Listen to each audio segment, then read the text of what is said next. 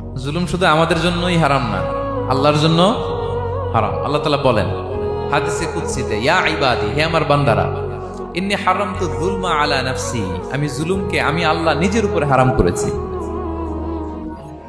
ওয়া জাআলতুহু বাইনাকুম মুহাররামা, এবং এই জুলুমকে তোমাদের উপর হারাম করেছি। ফালা তাযালামু, তোমরা একে অপরের উপর জুলুম করো না। জুলুম শুধু আমাদের উপরই হারাম না, আল্লাহ নিজের উপরও হারাম করেছেন। তাহলে জুলুমের সাথে কি মুমিনের কোনো সম্পর্ক থাকতে পারে? পারে না। এবং আল্লাহ তাআলা কখনো কোনো বান্দার উপর জুলুম করেন না। ওয়া আন্নাল্লাহা লাইসা বিযাল্লামিন লিল আবিদ, তিনি তার বান্দার উপর জুলুম করেন না।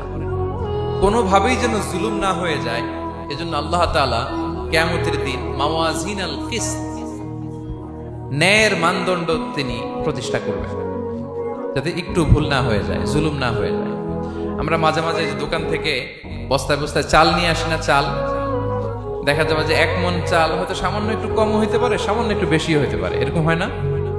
দেখবেন যে দিছে 10 কেজি, বাসায় এসে দেখবেন যে 10 কেজির চেয়ে একটু বেশি, একটু সামান্য বেশি কয়েক গ্রাম, অথবা 10 কেজির চেয়ে সামান্য কয়েক গ্রাম কম, এরকম হয়ে যায় না? মানুষ তো আমরা, কি বলেন? কিন্তু আল্লাহর নিক্তি পাল্লায়, মিজানের পাল্লায় এরকম হবে নাকি?